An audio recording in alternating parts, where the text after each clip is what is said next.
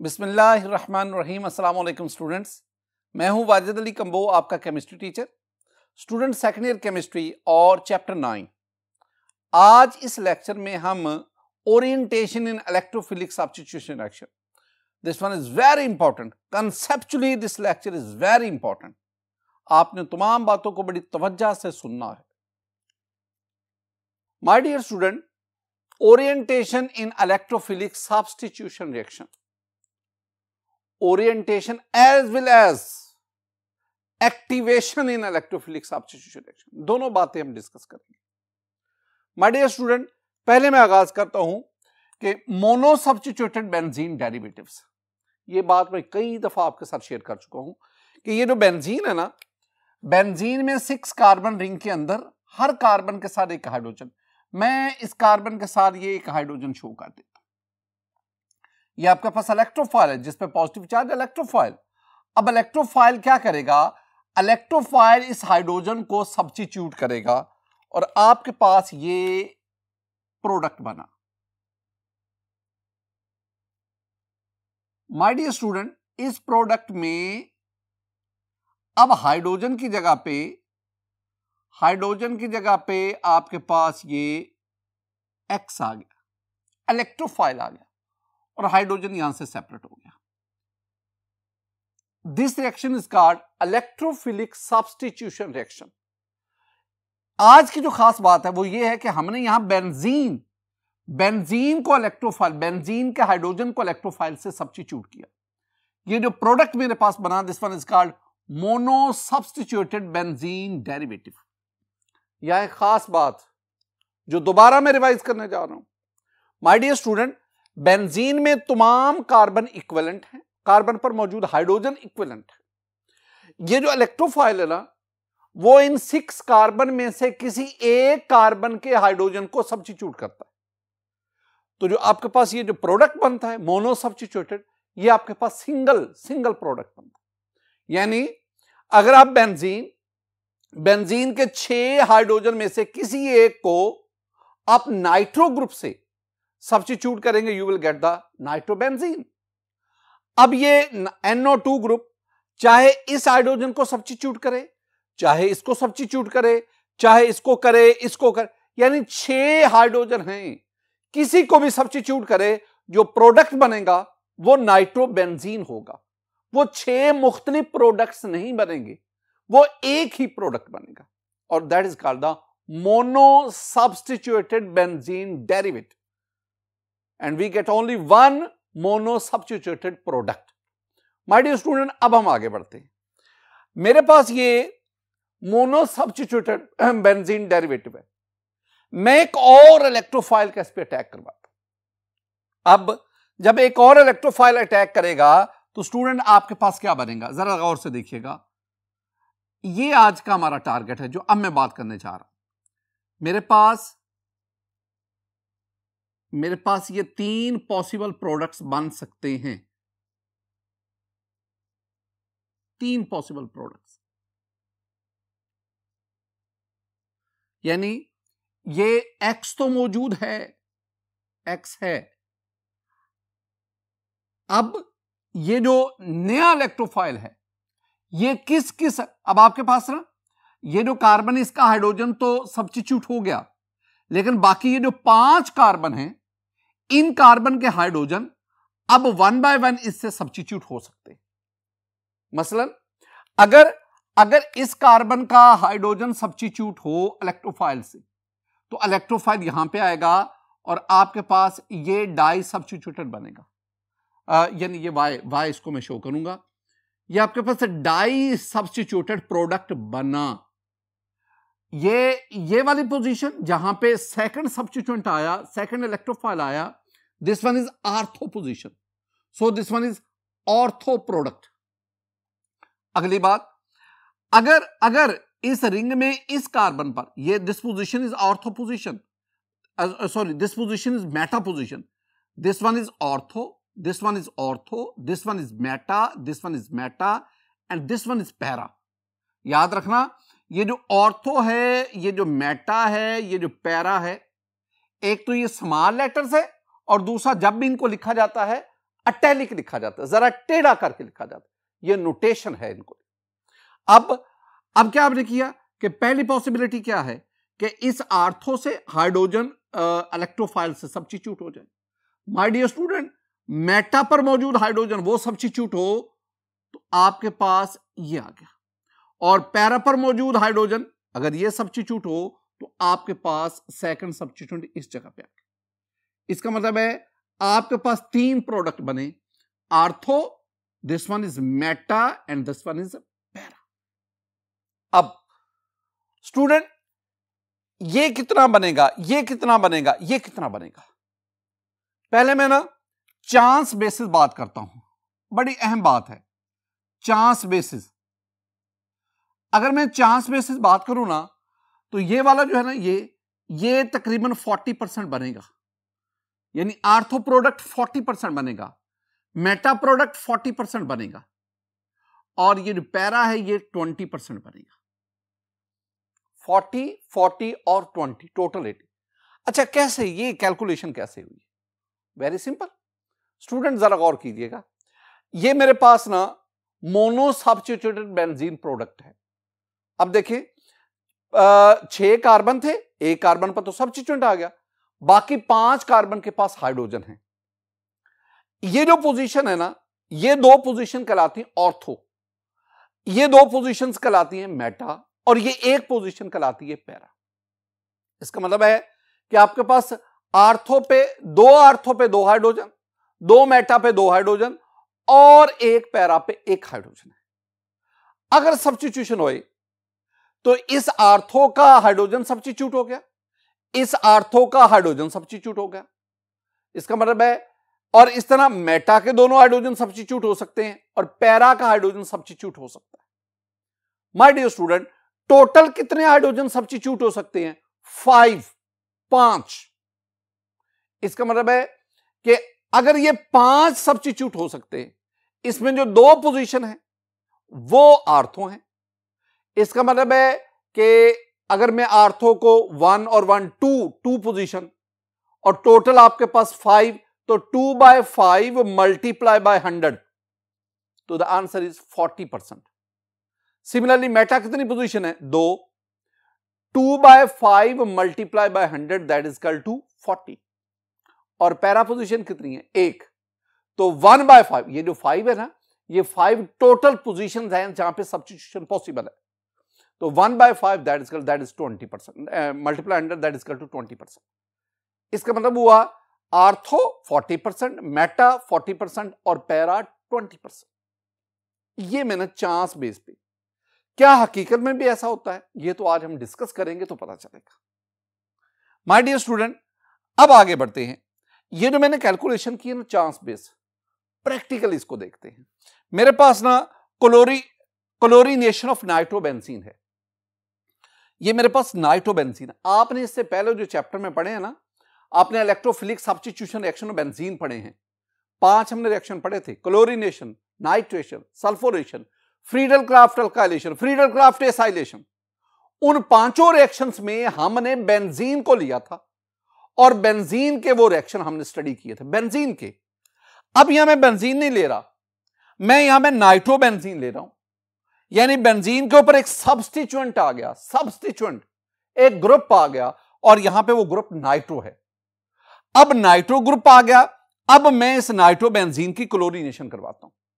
अब ये electrophilic substitution reaction होगा। अब इसमें भी ये जो रिंग है जिसमें अब 5 कार्बन के पास हाइड्रोजन है जो सब्स्टिट्यूट हो सकते हैं, अब उन हाइड्रोजन वो इस इलेक्ट्रोफाइल से सब्स्टिट्यूट होंगे। हमारे पास प्रोडक्ट क्या बनेगा? माय डियर स्टूडेंट, इस केस में मेरे पास जो प्रोडक्ट बनेगा वो ये है। मेरे पास जो प्रोडक्ट है वो यहां पे नाइट्रो ग्रुप और यहां पे क्लोरीन आ गया। स्टूडेंट, ये आर्थो पोजीशन, ये मेटा पोजीशन, ये पैरा पोजीशन, ये आर्थो, ये मेटा, ये पैरा। इसका मतलब है क्लोरो किस पे आ गया? क्लोरो जो है, क्लोरो ग्रुप वो मेटा पोजीशन पे आ गया। तो this one is Meta chloro nitrobenzene, Meta chloro nitrobenzene, ये प्रोडक्ट बना।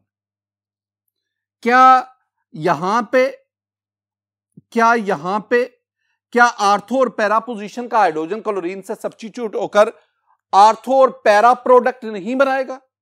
आंसर है बनाएगा, लेकिन ना होने के बराबर। तो आपके पास जो प्रीडोमिनेंटली प्रोडक्ट बन रहा है वो मेटा क्लोरो। इसका मतलब क्या हुआ? इसका मतलब यह है कि ये जो नाइट्रो ग्रुप है ना, नाइट्रो, इस ग्रुप ने जो सेकंड सब्स्टिट्यूएंट आएगा उसको किस पोजीशन पे भेजेगा? उसको ये मेटा पोजीशन पे भेजेगा।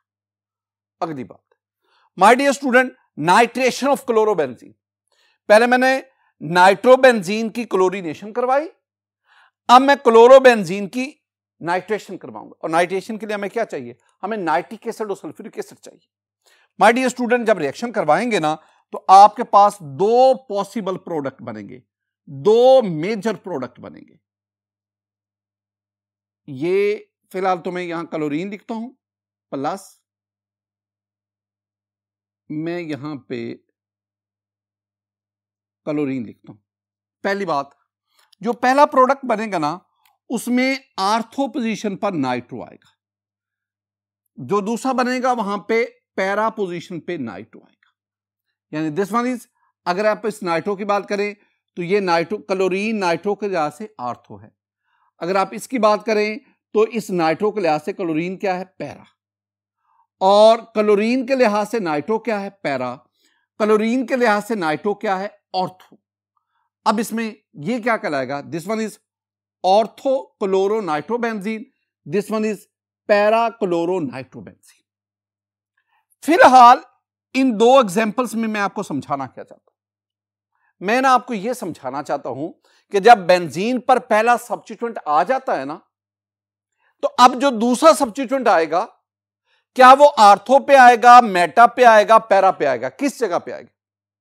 स्टैटिस्टिकल डाटा हमें क्या बताता है? चांस बेसिस पे हम क्या बात कर सकते हैं? हम थ्योरेटिकली क्या कह सकते हैं? हम कह सकते हैं कि वो 40% चांसेस हैं कि वो आर्थो पोजीशन पे आए, 40% चांसेस हैं वो मेटा पे आए, 20% चांसेस हैं वो पैरा पे आए। लेकिन जब हमने एक्सपेरिमेंटली देखा तो हमें पता चला कि अगर नाइट्रो ग्रुप रिंग पर मौजूद होगा तो सेकंड सब्स्टिट्यूएंट प्रीडोमिनेंटली सिर्फ मेटा पोजीशन पे आएगा, आर्थो और पैरा प्रोडक्ट ना होने के बराबर बनेंगे। लेकिन अगर नाइट्रो की बजाय रिंग के ऊपर क्लोरो ग्रुप होगा, क्लोरो ग्रुप, तो फिर क्या होगा? फिर आपके पास जो प्रीडोमिनेंटली ग्रुप्स बनेंगे वो आर्थो और पैरा होंगे। यानी आपके पास मेजर ये बनेंगे। स्टैटिस्टिकल डाटा क्या कहता है? स्टैटिस्टिकल डाटा हमें कहता है कि जनाब 40 और 20, 60% आर्थो पैरा बनना चाहिए, 40% मेटा बनना चाहिए। लेकिन एक्सपेरिमेंट डाटा हमें क्या बता रहा है? वो कह रहा है नहीं, ऐसी बात नहीं है। अगर क्लोरो ग्रुप होगा तो आपके पास 100% आर्थो एंड पैरा बनेंगे, आपके पास मेटा नहीं बनेगा। ये याद रखनी बात। अगर आपके पास क्लोरो ग्रुप होगा तो आपके पास क्या बनेंगे? 100%। ये जो है ना आर्थो, यानी ये 30% ये बनता है, मैं लिख देता हूं परसेंटेज, ये 30% ये बनता है, 70% ये बनता है। तो आपके पास 100% आर्थो एंड पैरा। इसका मतलब हुआ जो एक्सपेरिमेंटल डाटा है वो स्टैटिस्टिकल डाटा या चांस बेसिस बात है उसके बिल्कुल उलट। अब इस सारी जो डिस्कशन है इससे एक बात क्लियर होगी। क्या क्लियर हुई? कि बेंजीन रिंग के ऊपर जो ग्रुप्स आते हैं वो दो तरह के हैं। एक जो मेटा डायरेक्टर है, आई मीन सेकंड सब्स्टिट्यूएंट का मेटा पोजीशन पे भेजेंगे, और दूसरे वो ग्रुप्स जो आर्थो एंड पैरा डायरेक्टर है, जो सेकंड सब्स्टिट्यूएंट को आर्थो या पैरा पोजीशन पे देंगे।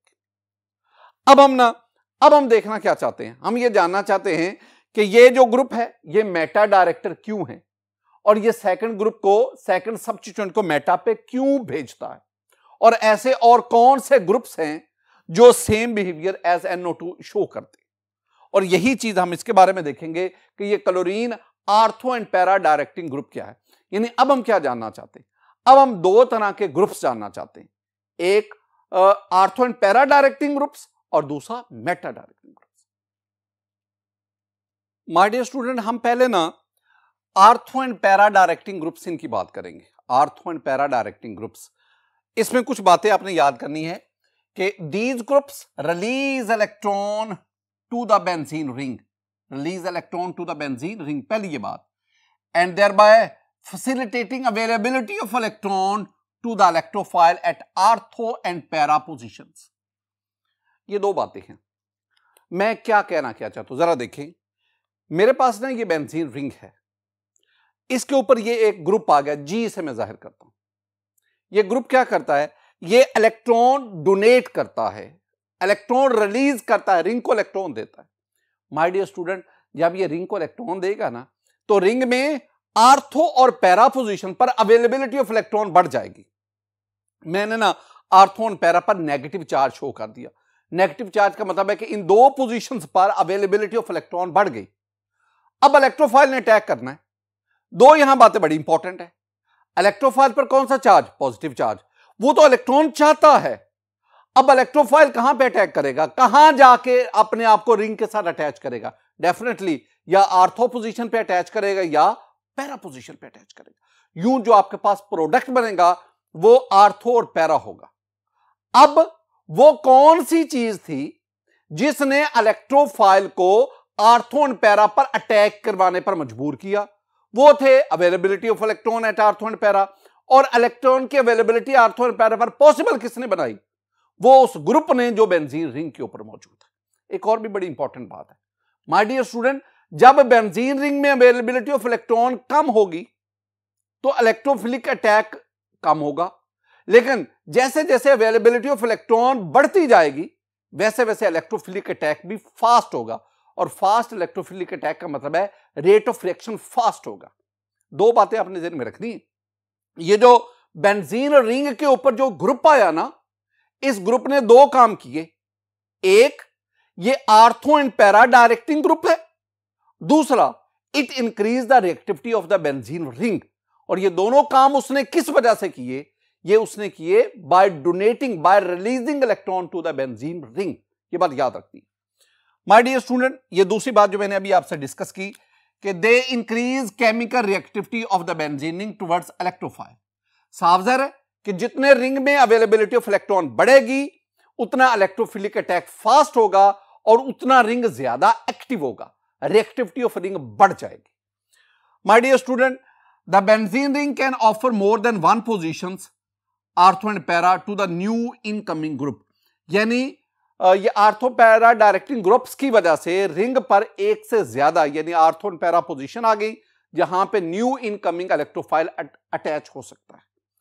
एक और चीज, वो कौन कौन से ग्रुप्स हैं जो ortho and para directing groups हैं, यानी वो कौन से ग्रुप्स हैं कि अगर वो बेंजीन रिंग के ऊपर मौजूद होंगे तो वो दो काम करेंगे, रिंग की रिएक्टिविटी को बढ़ाएंगे और नया सब्स्टिट्यूएंट आर्थो एंड पैरा पे लाएंगे।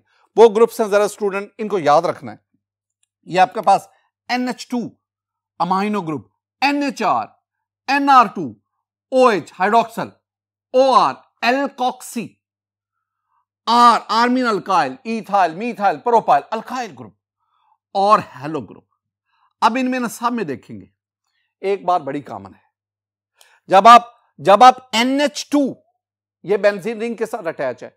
अच्छा, NH2 का कौन सा एटम है जो बेंजीन रिंग के साथ बॉन्ड बना रहा है, वो नाइट्रोजन है और नाइट्रोजन के ऊपर लोन पेयर। NHR कौन सा एटम बेंजीन रिंग के साथ बॉन्डेड होगा, नाइट्रोजन, और नाइट्रोजन के ऊपर लोन पेयर। O या NR2, OH hydroxyl group, hydroxyl group में कौन सा एटम है जो रिंग में कार्बन के साथ बॉन्डेड होगा, O, और O के पास क्या है, lone pair. Alkoxy lone pair. आप इसकी बात कर ले, हेलोजन पे फ्लोरीन, क्लोरीन, ब्रोमीन, आयोडीन पे लोन पेयर है। लोन पेयर या non bonding electron pair, lone pair are also called the lone. अब ना अल्काइल ग्रुप को छोड़कर, मिथाइल, इथाइल, अल्काइल ग्रुप को छोड़कर इन तमाम ग्रुप्स में एक बात कॉमन है, और वो क्या है कि इन ग्रुप्स का वो एटम जो बेंजीन रिंग के साथ बॉन्डेड है उस पर लोन पेयर है। तो हम क्या कहेंगे, हम कहेंगे ऐसे तमाम ग्रुप्स जिनका वो एटम जो बेंजीन रिंग के साथ अटैच है अगर उस पर इलेक्ट्रॉन पेयर होगा, that will act as ortho and para directing. Except alkyl group. Alkyl group में कार्बन कार्बन का और कार्बन के ऊपर लोन पेयर नहीं है, लेकिन इसके बावजूद it will also act as ortho and para directing group. इनमें एक और भी चीज है माय डियर स्टूडेंट, ये सारे के सारे जो मैंने लिखे हैं ये ortho and para directing groups हैं, लेकिन साथ ही साथ ये सारे के सारे एक्टिवेटिंग ग्रुप्स भी हैं सवाए हेलोजेंस के। अब बात क्या समराइज क्या हुई? समराइज ये हुई कि all ortho and para directing groups are also the activating group, यानी वो तमाम ग्रुप्स जो आर्थो एंड पैरा डायरेक्टर्स हैं वो रिंग की रिएक्टिविटी को भी बढ़ा देते हैं, except halogens. Halogens ortho and para director जरूर हैं, but they are the deactivating. Ortho and para हैं but they are the deactivating, और बाकी सारे के सारे आर्थो एंड पैरा के साथ साथ एक्टिवेटर भी हैं। मसलन मेरे पास अब एग्जांपल है स्टूडेंट, जरा गौर से, मेरे पास ये टोल्यूइन है। टोल्यूइन में ये मिथाइल ग्रुप है रिंग के ऊपर, अल्काइल ग्रुप, ये अल्काइल ग्रुप रिंग के ऊपर। Alkyl group is electron donating group, ये रिंग को इलेक्ट्रॉन देगा और आर्थो पे और पैरा पे अवेलेबिलिटी ऑफ इलेक्ट्रॉन बढ़ाएगा। जो इलेक्ट्रोफाइल यहां पे आएगा, आपको पता है कि यहां पे इलेक्ट्रोफाइल कौन सा आता है? नाइट्रोनियम आइन। तो जो इलेक्ट्रोफाइल आएगा वो या आर्थो पे अटैच होगा या पैरा पे, दो जगहों पे। तो आपके पास जो प्रोडक्ट बनेगा स्टूडेंट वो इन दोनों में से ये दो बनेंगे, यानी मेरे पास जो प्रोडक्ट बनेगा, ऊपर मैं CH3 लिख रहा हूं, मैं एक दफा फिर इसको लिखता हूं, ये मेरे पास CH3 है।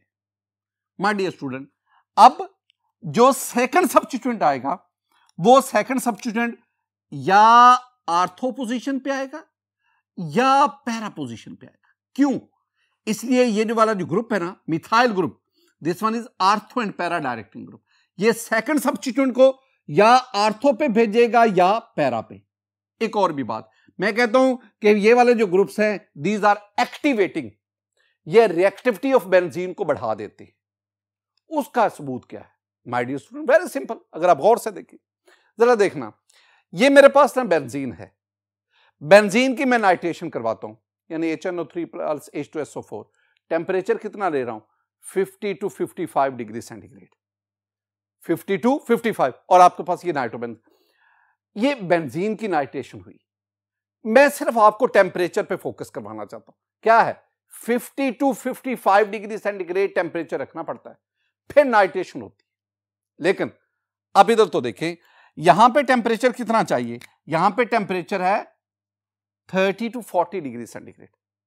बेंजीन की नाइट्रेशन 50 to 55, टोल्यूइन की नाइट्रेशन 30 to 40 डिग्री, यानी टोल्यूइन की नाइट्रेशन आसानी से हो जाती है और बेंजीन की नाइट्रेशन इससे कदरे मुश्किल है। वजह यह है कि इस ग्रुप ने आकर, मिथाइल ग्रुप ने आकर रिंग की रिएक्टिविटी बढ़ा दी, और रिएक्टिविटी बढ़ने की वजह से अब जो इलेक्ट्रोफिलिक सब्स्टिट्यूशन हुई, जो नाइट्रेशन हुई, वो 50 to 55 पे नहीं हुई, वो कितने पे हुई है? वो 30 to 40 degree centigrade. My dear student, अब आगे बढ़े, आपके पास ये टोल्यूइन है, वही जो ऊपर लिया, अब आपने टेम्परेचर को बढ़ा दिया 60 to 70 डिग्री सेंटीग्रेड। जब आप टेम्परेचर बढ़ाएंगे, अब आपके पास प्रोडक्ट क्या बनेंगे? जरा देखें, आपके पास जो प्रोडक्ट बनेंगे वो दो हैं, तवज्जो से आप इसको देखेंगे, वो दो प्रोडक्ट आपके पास, ये मैं CH3 तो यहां लिखता हूं, मैं CH3 यहां लिख रहा हूं। अच्छा, जो पहला प्रोडक्ट बनेगा ना, उसमें ये NO2 और यहां भी NO2, अगर मैं इसको नंबरिंग करूं, ये 1 2 3 4 5 6, 2 पे नाइट्रो, 4 पे नाइट्रो, और ओवरऑल ये टोल्यूइन है, तो नाम क्या बनेगा? 2,4 डाई नाइट्रो टोल्यूइन। क्या नाम इसका बना? इसका नाम है 2,4 डाई नाइट्रो टोल्यूइन। दूसरा आपके पास जो बनेगा, ये टोल्यूइन, एक नाइट्रो इधर आ गया, एक नाइट्रो इधर आ गया, ये भी आ गया। यानी ये आपके पास जो बनाना, इसमें 1 2 3 4 5 6, 2 पे नाइट्रो, 6 पे नाइट्रो, तो नाम क्या बना? 2,6 डाई नाइट्रो टॉल्यूइन। अच्छा, अगर आप देखें इस टेम्परेचर पर आपके पास एक नाइट्रो ग्रुप, यानी मेन टॉल्यूइन तो है ना, एक नाइट्रो ग्रुप आया, लेकिन अगर आप टेम्परेचर बढ़ा दें तो अब आपके पास कितने कितने नाइट्रो ग्रुप सब्स्टिट्यूट हो रहे हैं? 2 नाइट्रो ग्रुप। इसका मतलब क्या हुआ? इसका मतलब है कि टेम्परेचर इंक्रीज करने से एक्सटेंट ऑफ इलेक्ट्रोफिलिक सब्स्टिट्यूशन बढ़ गया, एक्सटेंट ऑफ नाइट्रेशन बढ़ गया, टेम्परेचर इंक्रीज करने से बढ़ गया। और ये सारा किसकी बदौलत हो रहा है? ये सारा इस ग्रुप की बदौलत हो रहा है जो आपने ऊपर लिया। एक और चीज, टेम्परेचर 30 to 40 नहीं, 50 to 60 to 70 नहीं, अब टेम्परेचर और बढ़ा दो। अब आप टेम्परेचर कितना कर दो? 100 डिग्री सेंटीग्रेड कर दो, 100 डिग्री सेंटीग्रेड। स्टूडेंट, जब ये टेम्परेचर करेंगे तो आपके पास जो प्रोडक्ट बनेगा, that is very very important product. ये आपके पास ये CH3 तो है, एक NO2 इधर, एक NO2 इधर और एक NO2 इधर आ गया। यानी अगर मैं इसको नंबरिंग करूं तो this one is carbon number 1 2 3 4 5 6, 2 पे नाइट्रो, 4 पे नाइट्रो, 6 पे नाइट्रो, 2 4 6, कितने nitro? 3, tri nitro toluene, 2 4 6 tri nitro toluene, and this one is also called TNT, very important explosive material। ये TNT एक बहुत इंपॉर्टेंट एक्सप्लोसिव मटीरियल है, धमाका खेज मवाद है। ये मुख्तलिफ जगहों में धमाके करने के लिए ये इस्तेमाल होता है TNT। और TNT कब बना? जब आपने टॉल्यूइन, इसकी नाइट्रेशन का टेम्परेचर कितना लिया? 100 डिग्री सेंटीग्रेड। तो 100 डिग्री सेंटीग्रेड पर टॉल्यूइन की नाइट्रेशन से आपके पास TNT बना। आप चीज नोट करते जाए, रिएक्टेंट सेम, आपके पास टॉल्यूइन है, आप नाइट्रिक एसिड और सल्फ्यूरिक एसिड ले रहे हैं, टेम्परेचर चेंज करते जा रहे हैं। जैसे जैसे टेम्परेचर बढ़ाते जाएंगे, एक्सटेंट ऑफ नाइट्रेशन बढ़ता जाएगा। इस टेम्परेचर पे सिर्फ एक नाइट्रो ग्रुप ने सब्स्टिट्यूट किया, इस टेम्परेचर पे 2 नाइट्रो ग्रुप रिंग में सब्स्टिट्यूट हो गए, और इस टेम्परेचर पे जाकर 3 नाइट्रो। लेकिन एक बार नोट करो, वो क्या है? वो ये है कि आपके पास मिथाइल ग्रुप जो है, जो अल्काइल ग्रुप है, वो सेकंड सब्स्टिट्यूएंट को, जो इस केस में नाइट्रोनियम आइन है, वो सेकंड सब्स्टिट्यूएंट को या आर्थो पे भेजता है या पैरा पे, मेटा पे नहीं भेजता। यानी जो आपके पास प्रीडोमिनेंट प्रोडक्ट बन रहे हैं वो आर्थो एंड पैरा। तो मैंने ये जो ग्रुप्स लिखवाए, these are ortho and para directing groups, these are activating groups, सवाए halogen. Halo group that is ortho and para director, but they are deactivating. मैं बार बार बता रहा हूं माय डियर स्टूडेंट, ये थे हमारे पास आर्थो एंड पैरा डायरेक्टिंग। अब हम बढ़ते हैं मेटा डायरेक्टिंग ग्रुप्स की तरफ। My dear student, meta directing groups जो आपने आर्थो एंड पैरा में पढ़ी ना बातें, मैं उसके बिल्कुल उलट बातें करता जाता हूं। देखिए, पहली बात क्या है, इधर हमने कहा कि these groups release electron to the benzene, ring को इलेक्ट्रॉन देते हैं, आर्थो एंड पैरा पे अवेलेबिलिटी ऑफ इलेक्ट्रॉन बढ़ा देते हैं। ये क्या करेंगे? ये ग्रुप्स क्या करें? These groups withdraw electrons from the benzene ring, ये इलेक्ट्रॉन रिलीज करते हैं और ये इलेक्ट्रॉन विड्रॉ करते हैं, therefore decreasing availability of electron to the electrophile. दो बातें हैं। क्या? ये मेरे पास बेंजीन रिंग है, इसके ऊपर ये ग्रुप है। अब ये ग्रुप क्या करता है? ये रिंग से इलेक्ट्रॉन विड्रॉ करता है।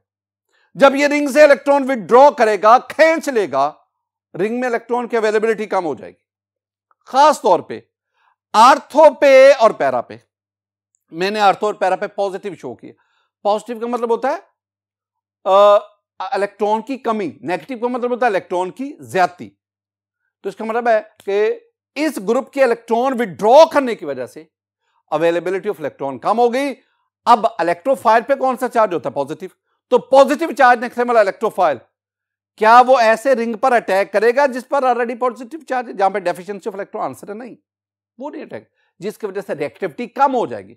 हां, अगर कभी उसे अटैक करना पड़ा तो वो सिर्फ और सिर्फ किस जगह पे अटैक करेगा? कभी मौका मिला तो वो सिर्फ मेटा पे अटैक करेगा, क्योंकि मेटा पे पॉजिटिव चार्ज नहीं है, लिहाजा दीज आर कॉल्ड मेटा। अब इस केस में ये जो ऊपर ग्रुप है, this one is called Meta directing group. देखो स्टूडेंट, पहली बात आ गई, रिंग से इलेक्ट्रॉन, बेंजीन रिंग से इलेक्ट्रॉन विड्रॉ करेंगे, रिंग में इलेक्ट्रॉन की अवेलेबिलिटी कम होगी, खासतौर पे आर्थो और पैरा पे कम हो जाएगी। They decrease chemical reactivity of the benzene ring और the incoming group prefer to attack at meta position.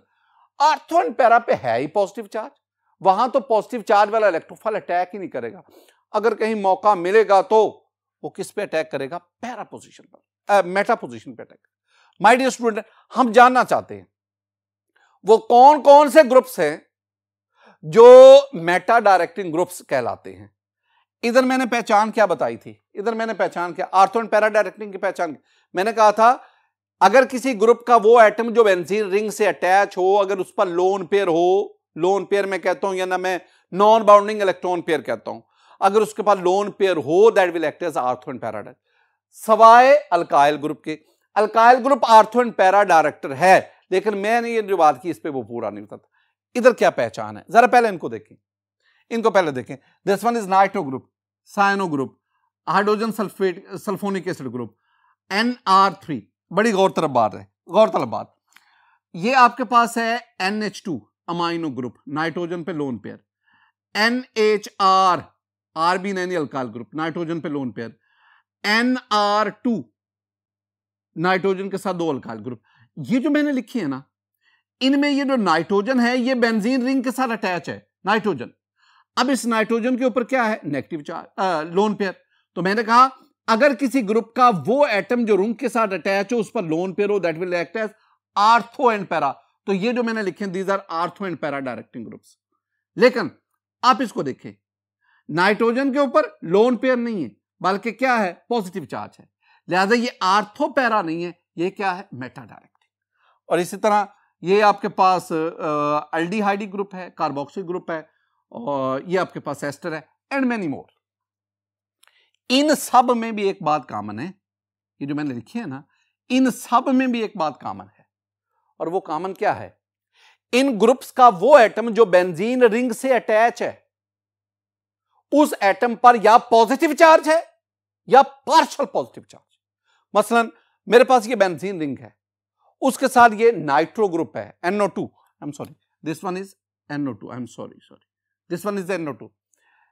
ये बेंजीन रिंग के ऊपर नाइट्रो ग्रुप है। अब देखें, N डबल बॉन्ड O और इस नाइट्रोजन के ऊपर कौन सा चार्ज है? फुल पॉजिटिव चार्ज है। आपके पास ये बेंजल्डिहाइड है, बेंजीन के ऊपर C double bond OH group है। इस कार्बन पर जो बेंजीन रिंग के साथ अटैच है, it has partial positive charge. You note the carbon has partial positive. Similarly you have benzene sulphonic acid, benzene के ऊपर SO3H ग्रुप है और इसमें सल्फर के ऊपर पार्शियल पॉजिटिव चार्ज। ये जो ग्रुप्स हैं जिनमें वो एटम जो रिंग के साथ अटैच, अगर उस पर पॉजिटिव चार्ज या पार्शियल पॉजिटिव हो, तो they withdraw electron from the ring and they will act as meta directing group. जो मेटा डायरेक्टिंग ग्रुप हैं, they decrease the reactivity of the ring, ring को डीएक्टिव कर देते। मसलन मेरे पास ये नाइट्रोबेंजीन है student, this one is nitrobenzene, और इसमें जरा गौर से देखो, रिंग के ऊपर कौन सा ग्रुप है? नाइट्रो ग्रुप है। नाइट्रो ग्रुप क्या है? इलेक्ट्रॉन विथड्रॉइंग, ये रिंग से इलेक्ट्रॉन खींच लेगा, विथड्रॉ करेगा। रिंग में इस जगह पर आर्थो पे और पैरा पोजीशन पर अवेलेबिलिटी ऑफ इलेक्ट्रॉन कम हो जाएगी।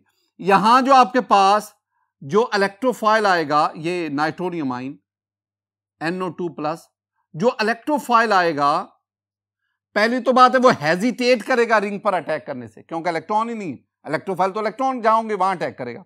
लिहाजा अगर कहीं से मौका मिला तो ये अपने आप को कहां पे अटैच करवाएगा? ये मेटा पोजीशन पर, और आपके पास जो प्रोडक्ट बनेगा वो आपके पास ये वाला प्रोडक्ट बनेगा।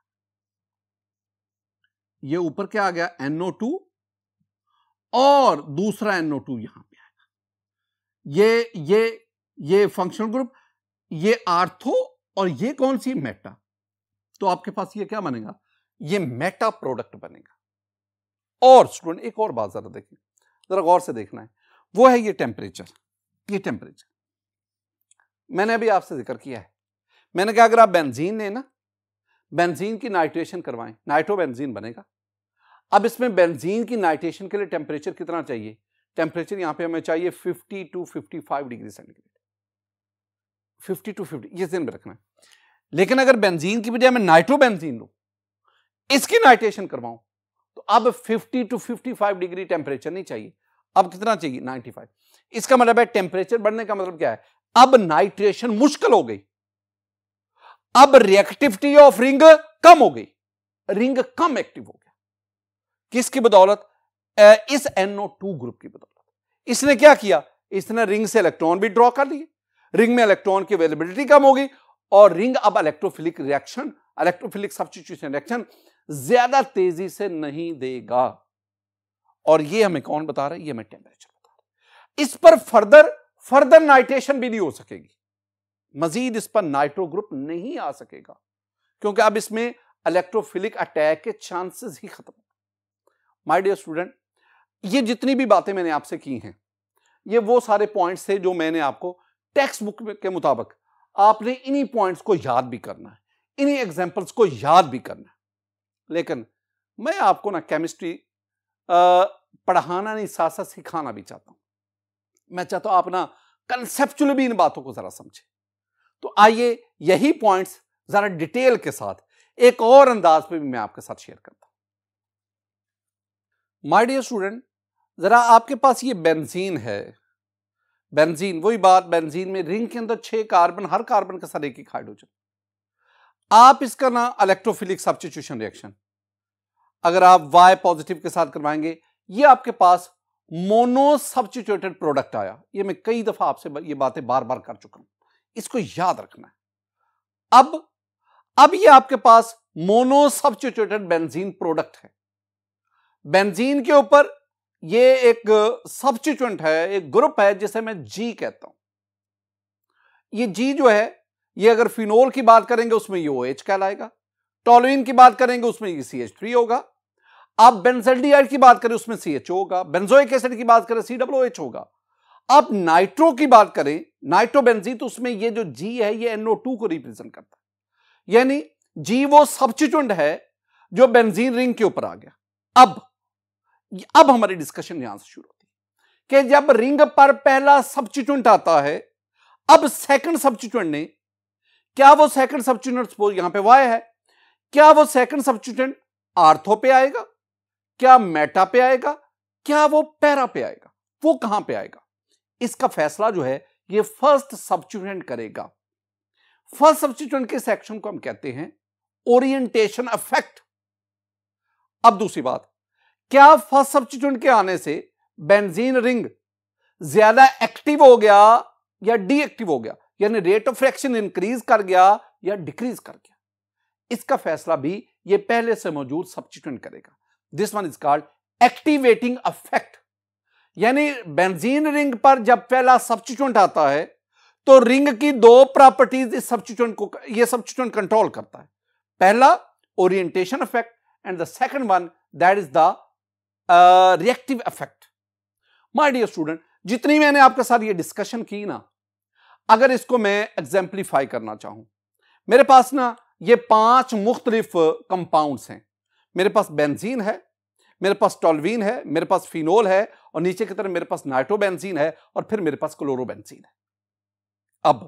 अब इसमें याद रखना है, ये जो बेंजीन है ना, बेंजीन मेरे पास एक स्टैंडर्ड के तौर पर मैं ले रहा हूं। आपने इन सब की नाइट्रेशन करवानी है, यानी वो इलेक्ट्रोफिलिक सब्स्टिट्यूशन रिएक्शन जो मैं आपके साथ डिस्कस करने जा रहा हूं वो नाइट्रेशन है। बेंजीन की नाइट्रेशन करवाएं, टेंपरेचर नोट करना है 50 to 55 degree centigrade and you will get the nitrobenzene. आप इसका ना, इस रिएक्शन का जो रेट है इसको 1 कंसीडर करें। 1 वैसे तो रेट के यूनिट आप जानते हैं ना, मोल पर DMQ पर सेकंड, लेकिन मैं आपको समझाने के लिए नाइट्रेशन ऑफ बेंजीन, इसका रेट मैं 1 लेता हूं, टेम्परेचर भी नोट करना। अब बेंजीन के बजाय आप टॉल्यूइन की बात करें। माय डियर स्टूडेंट, टॉल्यूइन में रिंग के ऊपर मिथाइल ग्रुप आ गया। अब मिथाइल ग्रुप क्या करेगा, इसका क्या यह आर्थो एंड पैरा डायरेक्टर है, क्या इसकी मौजूदगी रिंग को ज्यादा एक्टिवेट करेगी कि नहीं? हम इसकी नाइट्रेशन करवाते हैं। पहली बात, जब आप नाइट्रेशन करवाएंगे, hey the temperature is 30 to 40 degree centigrade. जो आपके पास प्रोडक्ट बनेंगे, आपके पास 3 प्रोडक्ट बने। एक प्रोडक्ट में नाइट्रो ग्रुप आर्थो पोजीशन पे, यानी आर्थो नाइट्रोटोल्यूइन, फिर आपके पास पैरा नाइट्रोटोल्यूइन, फिर आपके पास मेटा। स्टूडेंट, इन प्रोडक्ट की आप परसेंटेज देखिए। आपके पास जो आर्थो नाइट्रोटोल्यूइन बना ये 39% बना, आपके पास जो पैरा नाइट्रो बना ये 37% बना, और आपके पास जो मेटा नाइट्रोबेंजीन बना ये 4% बना। यानी आर्थो एंड पैरा अगर दोनों को कंबाइन करें तो वो आपके पास 96% बन रहे हैं, और मेटा प्रोडक्ट आपके पास सिर्फ 4% है। आप उसको नेगेट करें, इसका मतलब क्या हुआ? इसका मतलब हुआ बेंजीन के ऊपर जब मिथाइल ग्रुप आया, जो अल्काइल ग्रुप आया, तो alkyl group ortho and para director है, क्योंकि जो आपके पास प्रीडोमिनेंट प्रोडक्ट बन रहे हैं वो आर्थो एंड पैरा प्रोडक्ट बन रहे हैं। एक और बड़ी इंपॉर्टेंट बात स्टूडेंट, बेंजीन की नाइट्रेशन के लिए टेम्परेचर हमें चाहिए था 50 to 55, और यहां पे टेम्परेचर कितना है? 30 to 40। इसका मतलब टॉल्यूइन की नाइट्रेशन, उसके लिए हमें लो टेम्परेचर चाहिए, लो कंसंट्रेशन ऑफ रिएक्टेंट चाहिए। इसका मतलब है मिथाइल ग्रुप के रिंग पर आने से अब रिएक्टिविटी ऑफ रिंग इंक्रीज कर गई। So this one is the activating group. ये एक्टिवेटिंग ग्रुप है। और स्टूडेंट याद रखना कि मिथाइल ग्रुप के आने से रिंग की जो रिएक्टिविटी है वो तकरीबन 20 to 30% times more than as compare to the benzene. एक और बड़ी इंपॉर्टेंट बात, अगर रिंग के ऊपर, बेंजीन रिंग के ऊपर OH ग्रुप आ जाए तो फिर आप इसकी नाइट्रेशन करवाएं, आपको टेम्परेचर मजीद कम चाहिए। आपके पास जो मेजर प्रोडक्ट बनेगा वो आर्थो नाइट्रोफिनोल या पैरा नाइट्रोफिनोल बनेगा, मेटा नाइट्रोफिनोल ना होने के बराबर बनेगा। माय डियर स्टूडेंट, इसका मतलब क्या हुआ? इसका मतलब है ये जो OH ग्रुप है ना, this one is also the ortho and para directing group. और दूसरी बात, OH ग्रुप के आने से अब जो रिंग की रिएक्टिविटी है वो बेंजीन से 1000 टाइम्स ज्यादा हो गई। इसका मतलब है अब इस रिएक्शन का जो रेट है, इसकी जो स्पीड है, वो नाइट्रेशन ऑफ बेंजीन की निस्बत 1000 गुना बढ़ गई। सो OH group is also the activating group. ये मिथाइल ग्रुप है या OH ग्रुप है, इन दोनों में एक बात कॉमन है, ये दोनों जो ग्रुप्स हैं ये आर्थो एंड पैरा डायरेक्टर्स भी हैं, और both these groups are activating groups. इसके बरक्स बेंजीन के ऊपर नाइट्रो ग्रुप है, NO2। हम जानते हैं nitro group it withdraw electron from the ring. अब क्या होगा? आप इसकी नाइट्रेशन करवाएं, HNO3 + H2SO4, और नीचे आप 95 डिग्री सेंटीग्रेड टेम्परेचर। प्रोडक्ट क्या बना? प्रोडक्ट आपके पास स्टूडेंट जो बना है ना, इसमें तीनों बन रहे हैं। आपके पास आर्थो डाइनाइट्रो भी, आपके पास मेटा भी बन रहा है, पैरा भी बन रहा है। लेकिन जरा गौर से तो देखिए, आपके पास जो मेटा प्रोडक्ट बन रहा है वो 93% बन रहा है, और आपके पास जो आर्थो और पैरा प्रोडक्ट बन रहे हैं वो जस्ट 7%। यानी आपके पास जो मेजर प्रोडक्ट बन रहा है, जो प्रीडोमिनेंट प्रोडक्ट बन रहा है, वो आपके पास मेटा प्रोडक्ट है। इसका मतलब है this nitro group is Meta directing group. और एक और बात भी ज़हन में स्टूडेंट बिठाओ, वो पॉइंट क्या है? टेम्परेचर देखो, बेंजीन की नाइट्रेशन के लिए we need 50 to 55 degree centigrade, but the nitration of nitro benzene we need 95। इसका मतलब क्या हुआ? इसका मतलब है we need severe condition for the nitration of nitrobenzene. मुश्किल है, डीएक्टिव हो गया, रिंग की रिएक्टिविटी कम हो गई। और स्टूडेंट बुक्स कहती हैं कि इस नाइट्रोबेंजीन की नाइट्रेशन, ये बेंजीन की नाइट्रेशन से इसका रेट 10⁻⁻4 टाइम्स कम है। 10,000 गुना इसकी रिएक्टिविटी बेंजीन से कम होती है। नाइट्रोबेंजीन की रिएक्टिविटी बेंजीन से 10,000 गुना कम होती है। इसका मतलब है ना सिर्फ ये डीएक्टिवेटिंग ग्रुप है, ना सिर्फ ये मेटा डायरेक्टर है, बल्कि ये डीएक्टिवेटिंग ग्रुप भी। अब आए एक एक्सेप्शनल केस, बेंजीन के ऊपर क्लोरीन है, दिस वन इज क्लोरोबेंजीन। आप इसकी नाइट्रेशन करवाएं। माय डियर स्टूडेंट, नाइट्रेशन जब आप इसकी करवाएंगे ना, तो नाइट्रेशन के लिए और आपके पास प्रोडक्ट क्या बना? प्रोडक्ट आपके पास 3 बने। क्या? आर्थोक्लोरो, पैराक्लोरो और मेटा। लेकिन हमारे पास जो स्टैटिस्टिकल डाटा है वो हमें बताता है कि ये जो आर्थो आपके पास प्रोडक्ट बनाना, इट इज 30%। जो आपके पास पैरा बना, दैट इज 70%। और मेटा वो मैंने सिर्फ लिखा है, बनता नहीं, प्रैक्टिकली भी नहीं बनता। इसका मतलब क्या हुआ? इसका मतलब है ये जो क्लोरो ग्रुप है, ये जो हेलो ग्रुप है, it is strictly ortho and para directing group. लेकिन एक और चीज है, और वो क्या? माय डियर स्टूडेंट, अगर आप इसकी रिएक्टिविटी देखेंगे ना, तो क्लोरोबेंजीन की रिएक्टिविटी बेंजीन से 30 टाइम्स कम है। इसका मतलब है ये आर्थो एंड पैरा। हमने ऊपर पढ़ा जो आर्थो एंड पैरा डायरेक्टर होता है वो एक्टिवेटिंग होता है, लेकिन halo ortho and para director हैं, but they are deactivating group. ये ज़हन में। अच्छा, मैं आखिर में कंक्लूड करना चाहता हूं। ये सारी हमने गुफ्तगू की है, ऐसा होता क्यों है? जरा ये भी कंसेप्चुअल पॉइंट है स्टूडेंट जो आपको आना चाहिए। हम ये जानना चाहते हैं कि ये जो OH की मौजूदगी, मिथाइल ग्रुप की मौजूदगी, इनकी वजह से रिंग रिएक्टिव क्यों हो गया, आर्थो एंड पैरा डायरेक्टर क्यों है, और दूसरे केस में डीएक्टिवेटिंग क्यों है और मेटा डायरेक्टर क्यों? जरा मैं ना बेंजीन रिंग के ऊपर मैं OH ग्रुप लेता हूं। OH आप जानते हैं ऑक्सीजन के पास 2 नॉन बॉन्डिंग इलेक्ट्रॉन पेयर, जिन्हें मैं लोन पेयर कहता हूं। अब जरा वो रेजोनेंस वाला ज़हन में बिठाए ना। इस ऑक्सीजन ने अपना इलेक्ट्रॉन यहां दिया, कार्बन ऑक्सीजन डबल बॉन्ड बना, ये दोनों इलेक्ट्रॉन यहां पे, और आर्थो पोजीशन पे नेगेटिव चार्ज आ गया। अब इसको यही नेगेटिव चार्ज यहां दोबारा आया, ये पाई इलेक्ट्रॉन ये इस पोजीशन पे चले गए, और यूं पैरा पोजीशन पर नेगेटिव चार्ज आ गया। माय डियर स्टूडेंट, ये रेजोनेट करते हुए ये 2 इलेक्ट्रॉन यहां और ये पाई इलेक्ट्रॉन ये दोबारा आर्थो पोजीशन पे चले गए। और तीसरी बात, नेक्स्ट अगर आप देखेंगे, ये दोनों इलेक्ट्रॉन यहां और दोबारा ये कार्बन ऑक्सीजन डबल बॉन्ड, ये दोनों इलेक्ट्रॉन ऑक्सीजन पे, दोबारा लोन पेयर उसको वापस मिल गया। These are various resonance contributing structure. अगर आप इन सबको समराइज करेंगे ना, तो मेरे पास ये आ गया। अगर आप इसमें देखेंगे तो OH ग्रुप ने आकर रिंग को इलेक्ट्रॉन दिए आर्थो और पैरा पोजीशन पर, नेगेटिव चार्ज का मतलब क्या है?